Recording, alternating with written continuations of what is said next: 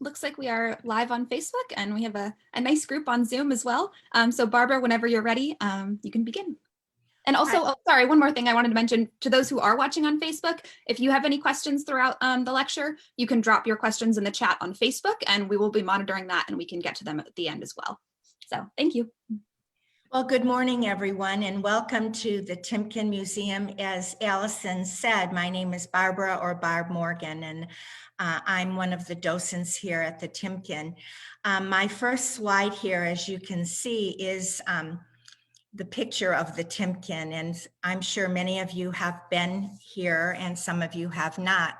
What is so pertinent about the Timken in Balboa Park, as I'm sure you know, it's all done in the architecture of the Spanish mode, except for this one building, which truly makes us unique.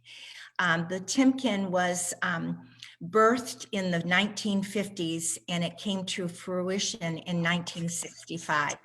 And it is done in the modern depiction of that time, so as we can designate here. Now, going inside these doors right now, we would have entered where my cursor is, and some of you have been here and some of you have not.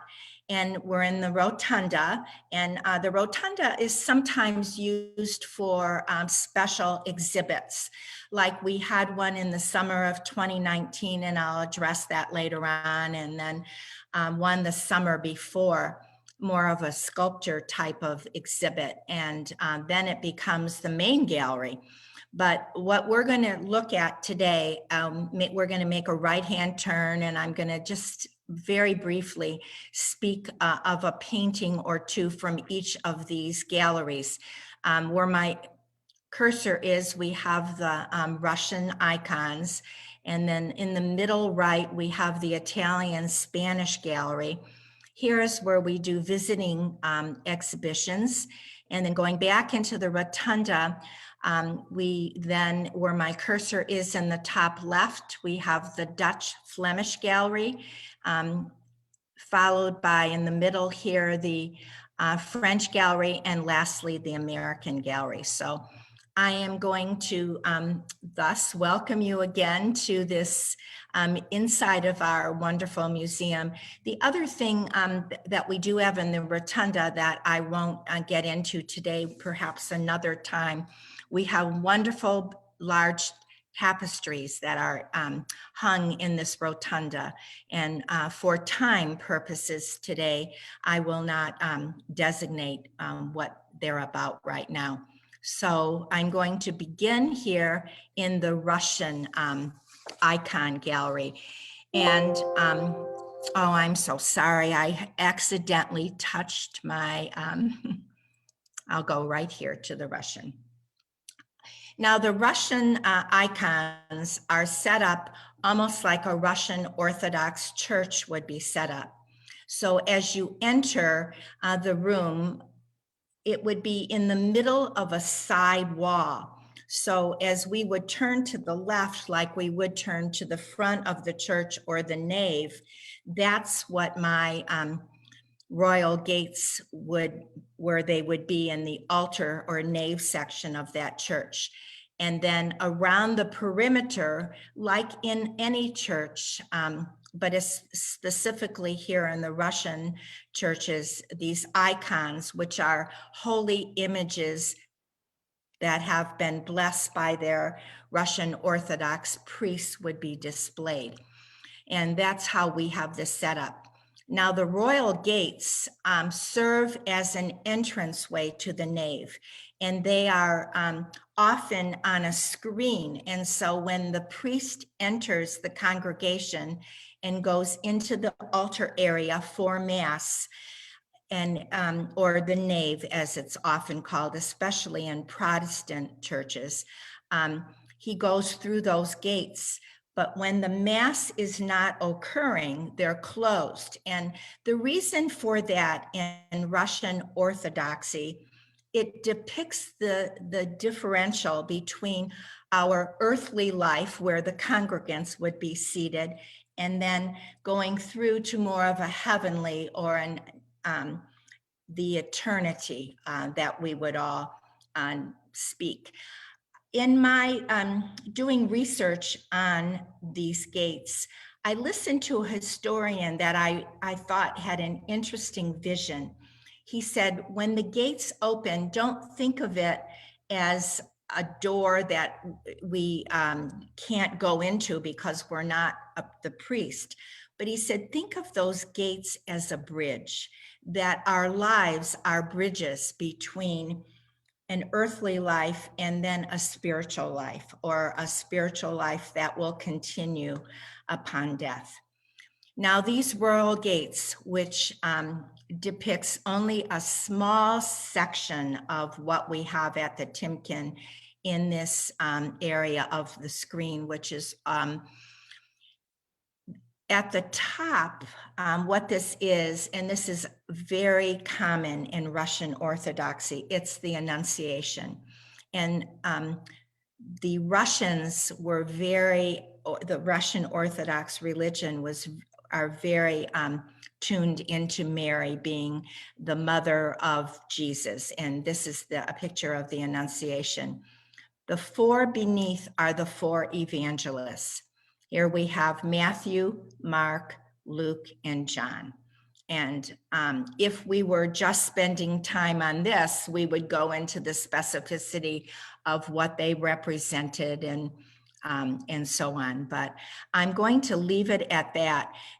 I'd like to just end this section saying that these royal gates all of these Russian icons were done on wood.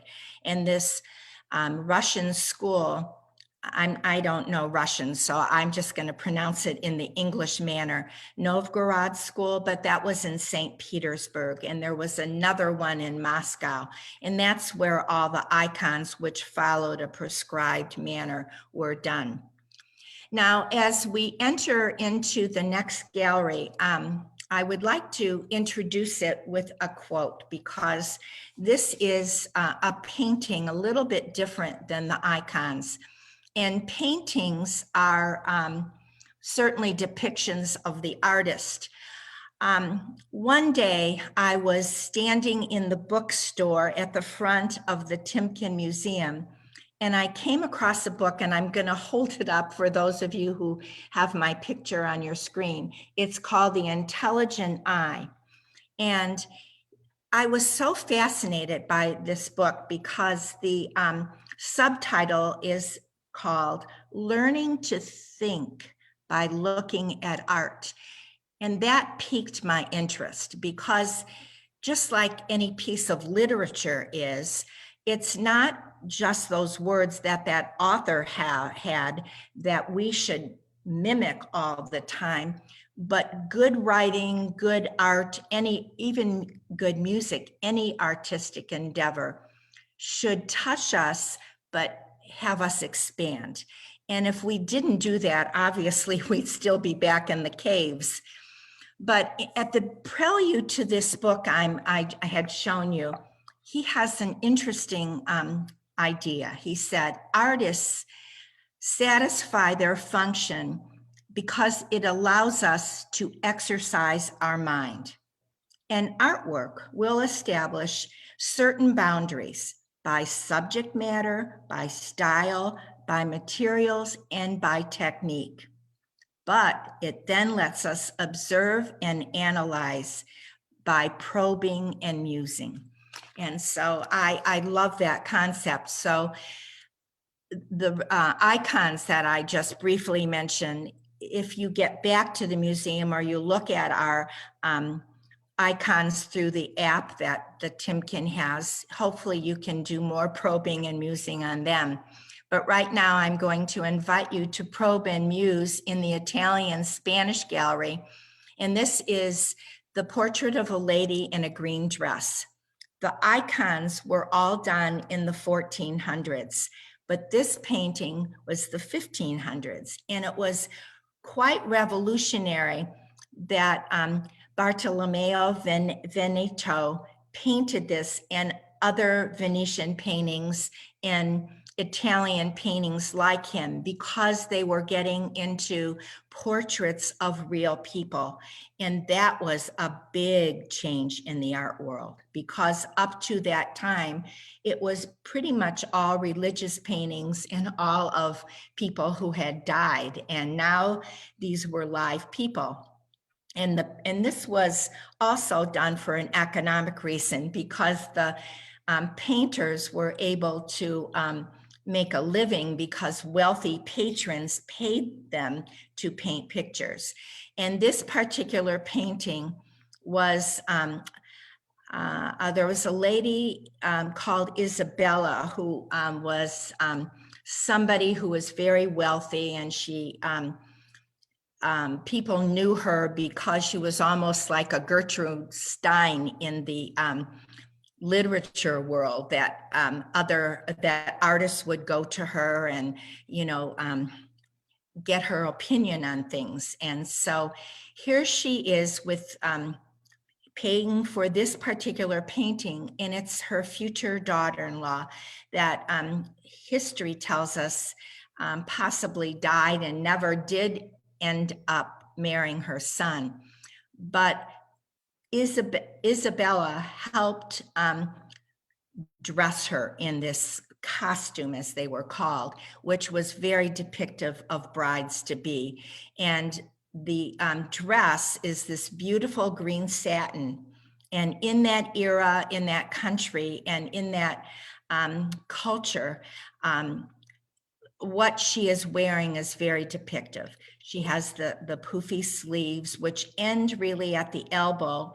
And where my cursor is, these were added sleeves that were placed on them. And the white that you see with it is an under lace sleeve that comes through the openings.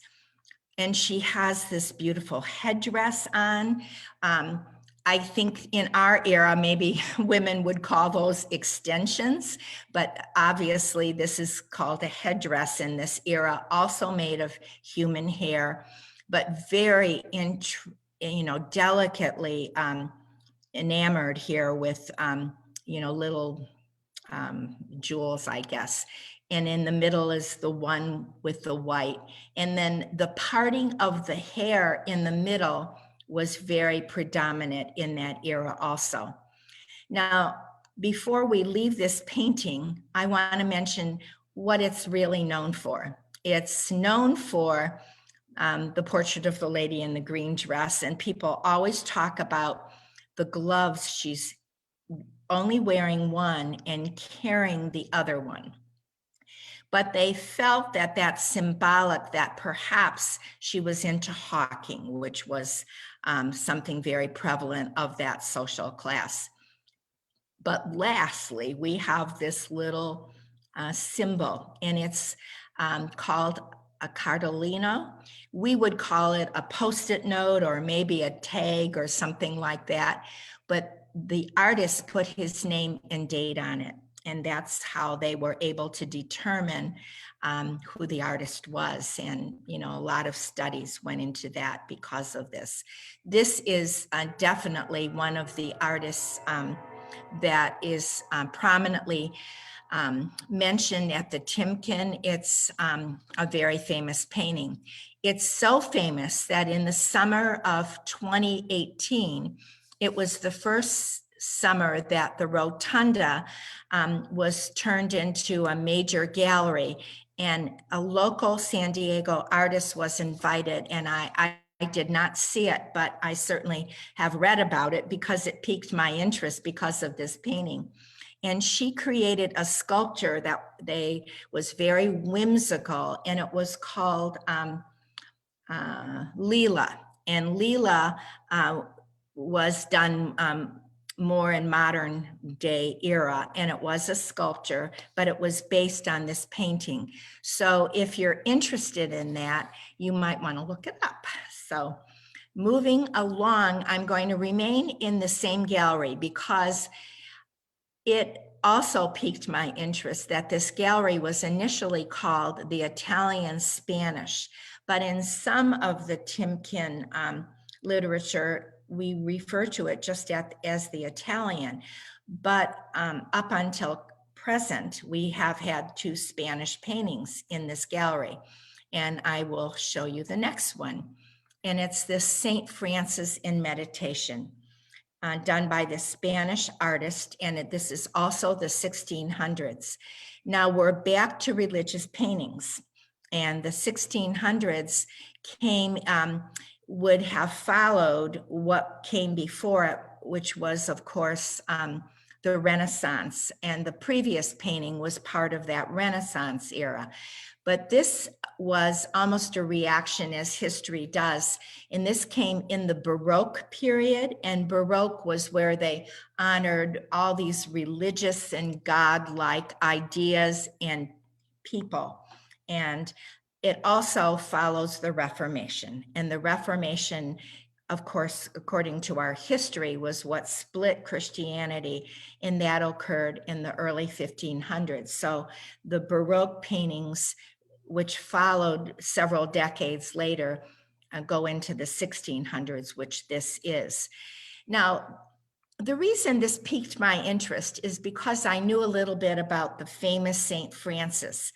St. Francis is the one that is considered the most famous of the Christian saints, not only famous in this era, but certainly today too, in all denominations of Christianity, but it even goes into other religions as well. I have a friend from Iran who knew all about St. Francis, and one day she said to me, "Isn't he the one?" And she knew these first lines: "Lord, make me an instrument of your peace.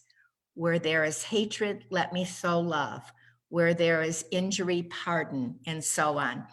And not only is that a beautiful worded prayer or thought for all times, but maybe especially pertinent in our lives today with all that's going on, especially with COVID-19.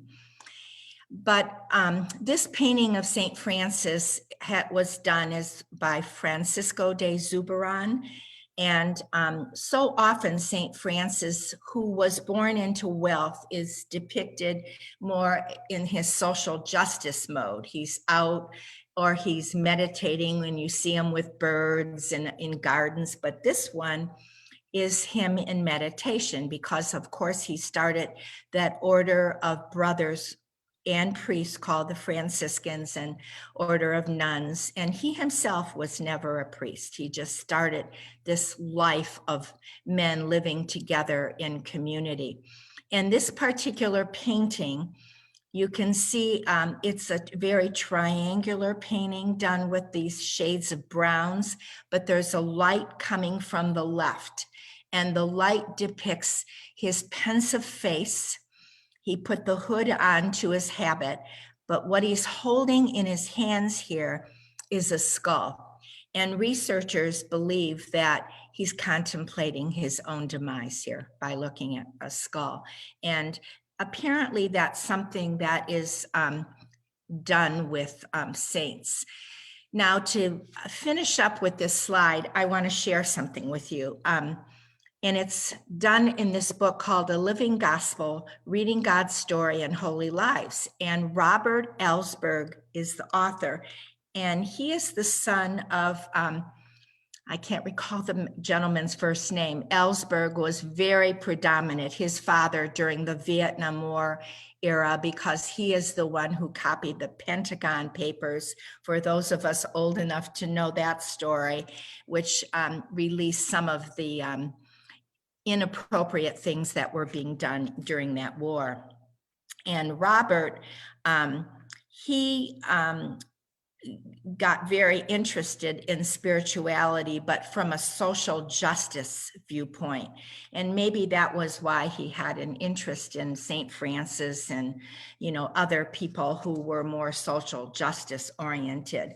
But I got his book just because of who he was and who his dad was.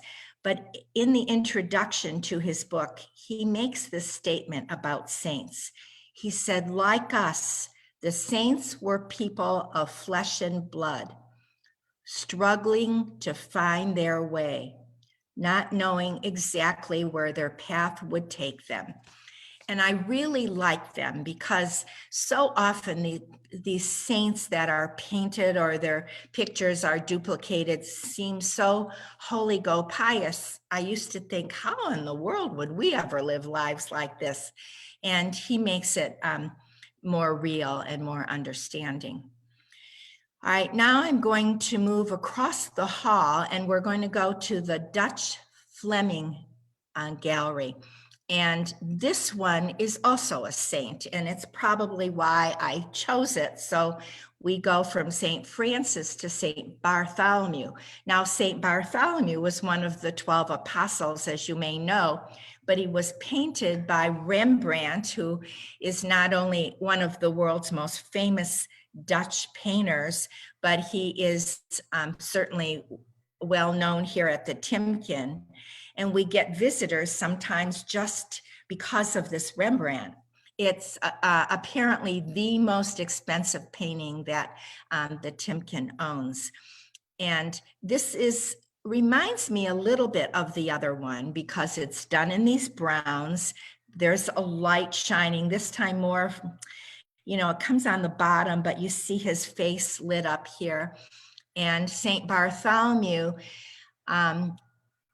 is showing a pensive face perhaps, but one with a little bit less of a otherworldly look perhaps. But what maybe helps depict that is what he's holding in his hand here, if you can see it, is a knife. And if you know anything about Bartholomew, who is sometimes called Nathaniel, it's one and the same of the first apostles. He was one who took that gospel message to India and to Armenia. And apparently in Armenia was where he was flagged. And that must be why this knife was placed in his hand by Rembrandt, because of that story.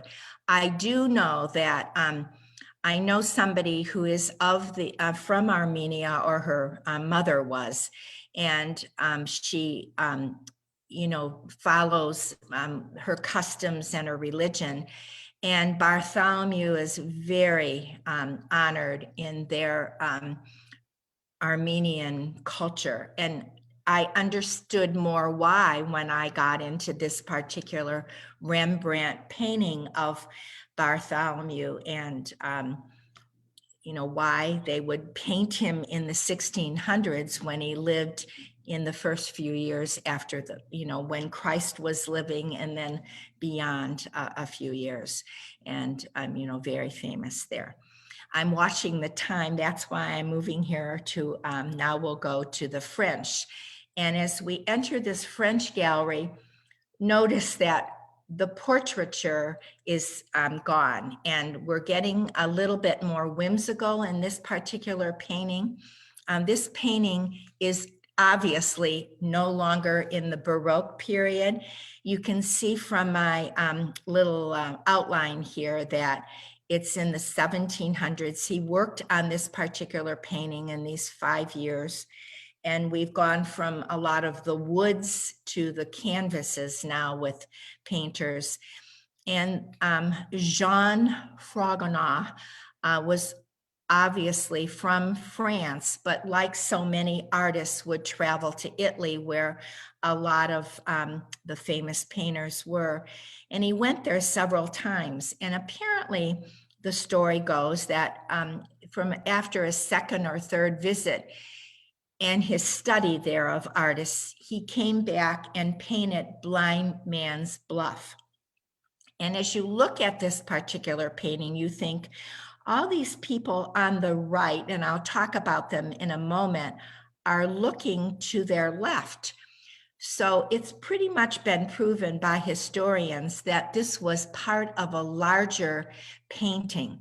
And the larger painting, if you can see my cursor, would have probably been like that, where they're looking to the rest of the activity, which we do not see. But we know enough to figure it out. Blind Man's Bluff is a game, and there is a gentleman sitting here that the story is told that he was blindfolded by these young women, and they frolic around, and apparently he opens or he guesses, and then that particular young woman is the one that maybe would become his lover. It's a lot of frolicking about the idea of love, which was very predominant in this era. And I want to just check my notes here because it's the Rococo time of artwork in France. And the Rococo comes, actually, I looked up the etymology of that word, and it actually comes from little like pebbles in a garden, not the heavy rocks, but something smaller. And so Rococo was obviously like history, given that name after the time. And because so much of the paintings occurred in gardens, but they were softer and looser, and even the colors diminished, that's why they named it that.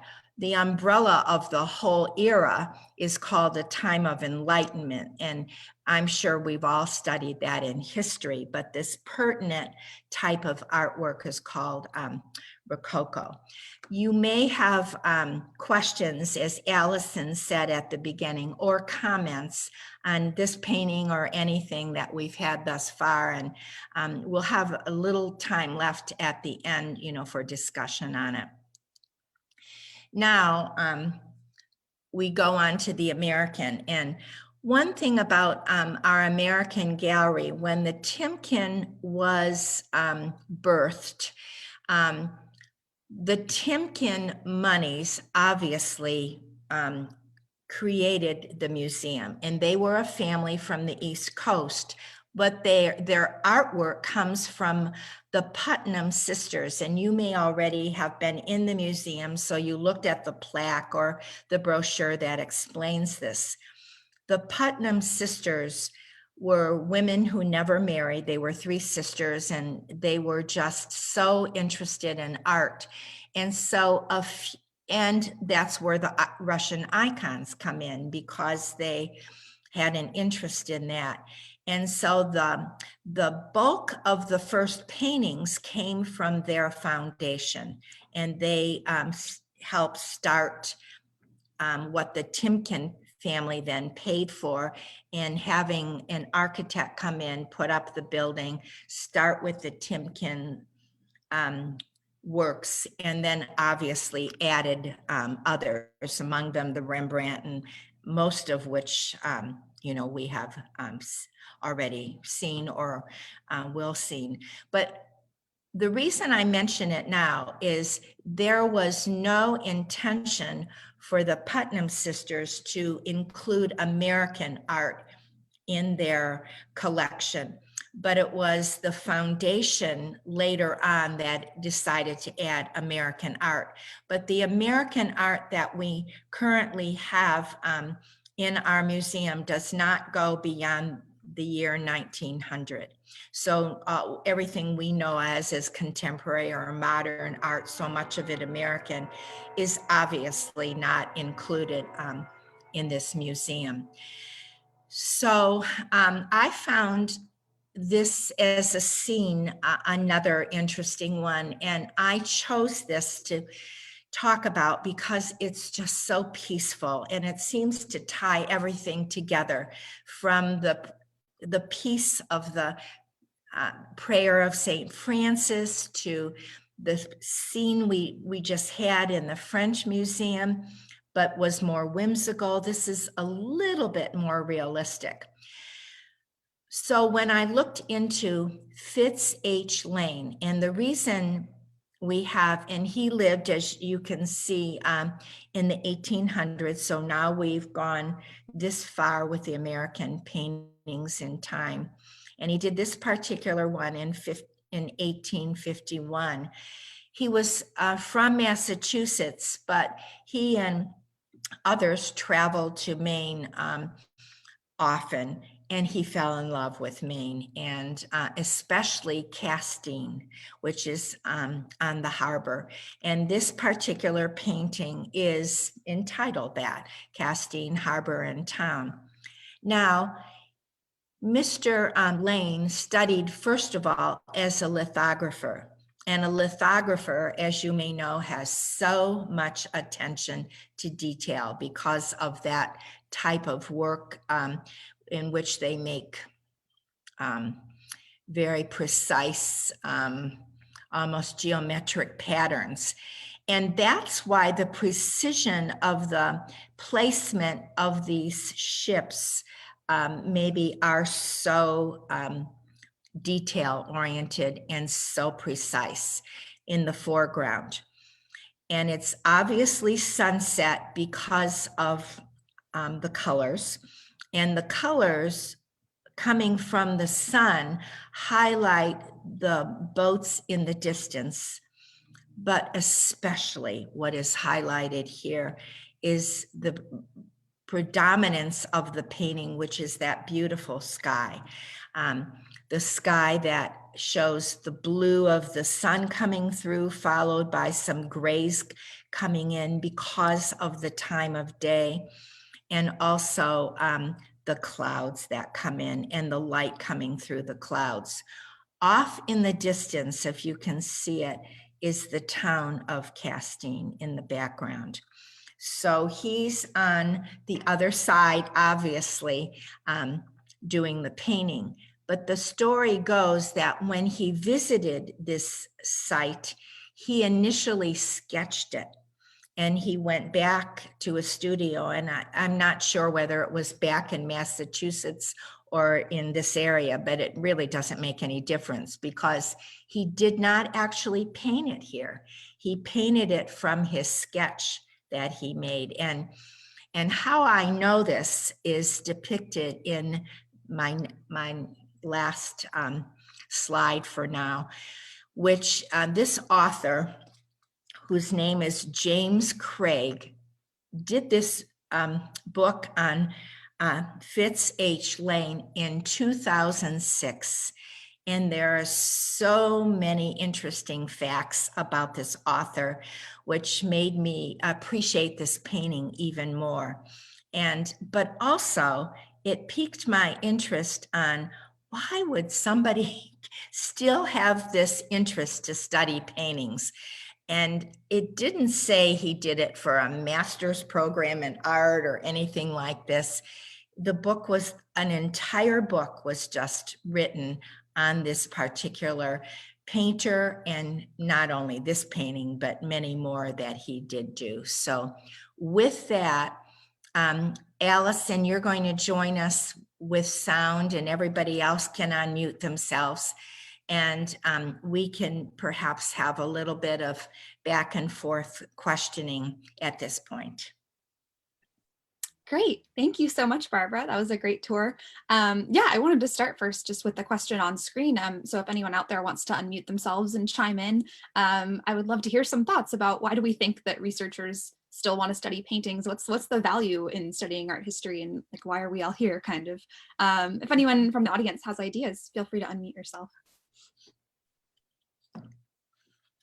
You know, I think I'll add to my own question here. Yeah. Going back to the book that I quoted from, that we look at a piece of art or listen to it or read it because it invites us to go beyond. And I think sometimes we forget that. And I know over the years I've worked with students of all ages, and they think when they're reading something or looking at something, it has to be exactly the way the writer or the artist of whatever the art genre is wants it to be. But if we're really truly artists and we're lifelong thinkers and lifelong learners, then we should be open to further exploration. I think that's what makes all these paintings in our Timken stay there. Why do people want to come back? Yes, it's for the history and what the artist did, but what does it give us? It gives us something to grow. And that is the part of it that I love. So I answered my own questions. Yeah, no, I love that. I think you're right, because I think a lot of times we do think about kind of the historical value that we can get from paintings, so we can, learn things about history like facts. But there's also just that we can kind of see how people were feeling. So when we looked at that last painting from Fitz Lane, I mean, you could almost feel the emotion that he was feeling when he looked at this sunset, when he visited Maine. And so we kind of can feel that ourselves. And it's, like you said, I think a good way to kind of connect with the past and connect with people's emotions as well as just the facts of history. One thing I didn't mention about Fitz H. Lane is he was a gentleman who did not have the use of his legs. He researchers felt he had polio, which they didn't know what it was at the time. And that's, first of all, in life, he was a shoemaker and he didn't like that. And then he went into lithography and obviously ended his life a wonderful painter. And I am sure this gave that gentleman so much more to his life than just being relegated to sitting and feeling sorry for himself because he did not have the action that a lot of his peers did. And I love that about him, and it really precipitated this question on my part. Yeah, absolutely. Yeah, I think that's great. You can kind of, it was his way of connecting still. Yeah, that's great. Let me see if anyone else had questions, or if anyone else wants to unmute themselves and kind of respond to what we've been talking about. Let me see. Oh, we had a great just comment from Jerry saying, "Great job, Barbara. Your information reminds us that historic periods in time were not just dry dates we are told to remember, but that emotions and events generate changes in art, all of which enlivens those history lectures we all sat through." So, Oh, I like that comment. Thank you, Jerry. yeah. Let's see, anyone else? I have one last slide here. Oh, go right ahead then. Which goes along with, what really we've been talking about in the questioning, but also I love this, and I found that in the same book that I, quote it from. If most disciplines dig moats, art builds bridges. And it brought me back to what that researcher said, even about the Russian icons and opening the gate and going into the altar section. It's a bridge to a higher being, a higher life, something other than what that our senses tell us would be here. So. Absolutely. Yeah, I agree. I think that's a great point to end it. So if no one else has any other questions, I think we'll leave it at that. And then we'll see you next Thursday at the same time, same place on Zoom for yet another tour. So thank you so much, Barbara. And thank you everyone for joining us on Facebook and in our Zoom. Thank you, everyone. I appreciate it. Thanks.